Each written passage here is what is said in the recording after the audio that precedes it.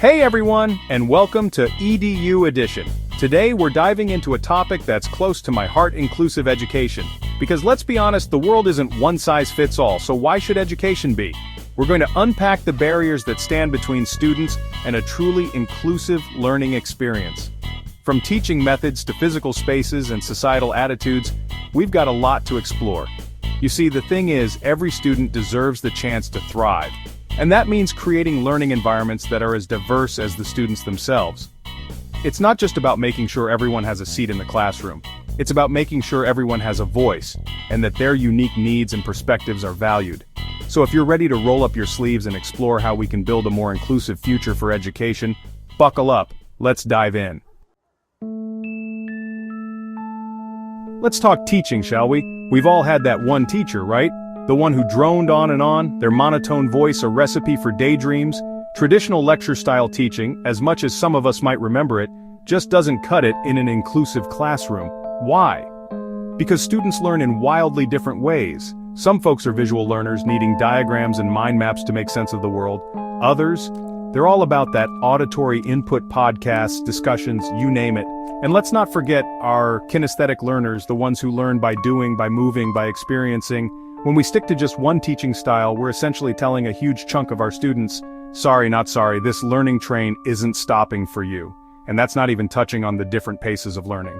Some students, they absorb information like sponges, while others need time, repetition, and different approaches to really grasp a concept. Inclusive pedagogy, my friends, means recognizing these differences, valuing them, and adapting our teaching to meet students where they are. Okay, imagine this. You're a student in a wheelchair, excited for your first day at a new school. You get dropped off, but there's one small problem. A giant set of stairs leading up to the front door and no ramp in sight. Suddenly, your excitement turns into a sinking feeling of exclusion. This, my friends, is a structural barrier in action. And it's not just about physical accessibility, although that's a huge part of it. It's also about the layout of classrooms, the availability of quiet spaces for students who need them, and even the design of learning materials. An inclusive learning environment is one that is physically accessible to all students, regardless of their physical abilities or disabilities. It means ramps instead of stairs, wide doorways for wheelchairs and walkers, adjustable desks, and sensory-friendly spaces for students who need a break from the hustle and bustle. Let's talk about the seemingly small things, the ones that often slip through the cracks but can make a world of difference: physical barriers within the classroom itself.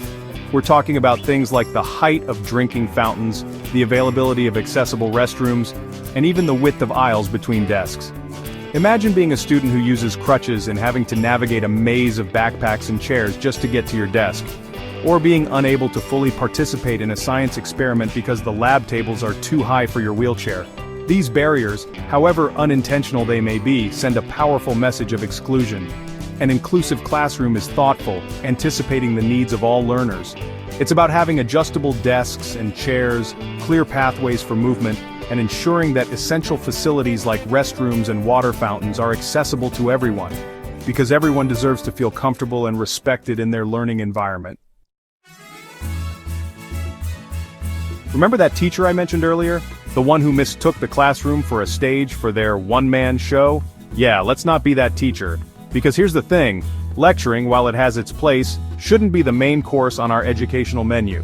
Think back to your own learning experiences. What were the classes you remember most? The ones where you were actively engaged, right?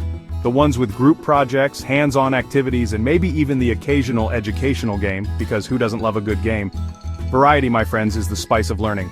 By incorporating different teaching methods, think group work, debates, role-playing, project-based learning, and yes, even the occasional lecture. We cater to different learning styles and keep students engaged. Let's talk textbooks, shall we? Those massive tomes that weigh a ton and often cost an arm and a leg. But what if a student can't physically hold a textbook? Or what if they have a visual impairment that makes reading standard print difficult or impossible? Here's the thing.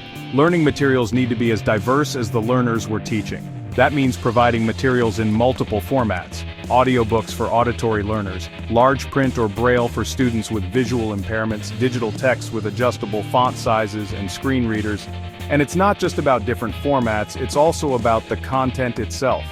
We need to ensure that our learning materials represent diverse perspectives, cultures, and histories because representation matters, and it's a powerful tool for inclusion. Inclusion isn't just about ramps and textbooks, it's about creating a culture of respect and understanding within the classroom and beyond. It's about challenging our own unconscious biases and creating a space where all students feel safe, valued, and respected for who they are.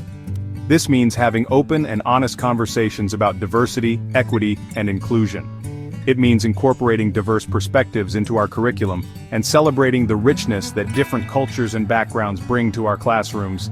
And most importantly, it means fostering empathy and understanding, encouraging students to step into each other's shoes, to listen to each other's stories, and to challenge stereotypes and prejudices. We've talked about the importance of physical accessibility, but let's get into the specifics. It's about ensuring that every student can physically access all areas of the school and classroom. This means ramps and elevators for students with mobility impairments, accessible restrooms with grab bars and lowered sinks, and clear pathways free of obstacles. But it's not just about getting around, it's about being able to fully participate in the learning experience. That means adjustable desks and chairs, appropriate lighting for students with visual impairments, and even the availability of quiet spaces for students who need a break from sensory overload. And let's not forget about online learning environments. Accessibility in the digital world is just as crucial. We need to ensure that websites, learning platforms, and digital materials are accessible to students with visual, auditory, and motor impairments. We live in a digital age where access to technology is no longer a luxury but a necessity. Yet not all students have equal access to computers, internet, or even the digital literacy skills needed to thrive in a technology-driven world. This is the digital divide, and it's a significant barrier to inclusive education. Students without reliable internet access or devices at home are at a disadvantage, unable to complete online assignments, access digital learning resources, or participate fully in remote learning environments. Bridging this divide requires a multifaceted approach. Schools can provide loaner devices, create internet hotspots for students without home access, and offer digital literacy workshops for both students and parents.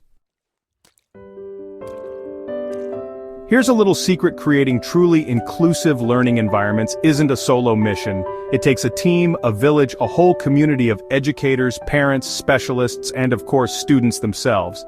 Teachers, you're the conductors of this orchestra of learning, but you don't have to go it alone. Collaborate with special education teachers, speech therapists, counselors, and families to gain a holistic understanding of each student's needs, strengths, and challenges. Parents, you know your children best. Share your insights, concerns, and aspirations with the school. And students, don't be afraid to advocate for yourselves. Communicate your needs, share your perspectives, and help us create a learning environment that works for everyone. Imagine a classroom where every student feels seen, heard, and valued for who they are. A classroom that celebrates differences, embraces diversity, and fosters a sense of belonging for everyone. This is the heart of inclusive education, my friends. It's about creating a space where it's not just okay to be different, it's celebrated. Where students from all backgrounds, cultures, abilities, and identities feel safe to be themselves, to learn, and to grow. We can do this by incorporating diverse perspectives into our curriculum, celebrating cultural holidays and traditions, and creating opportunities for students to share their unique stories and experiences. So there you have it, folks, a glimpse into the world of inclusive education and the barriers we need to break down to create truly equitable learning environments for all students.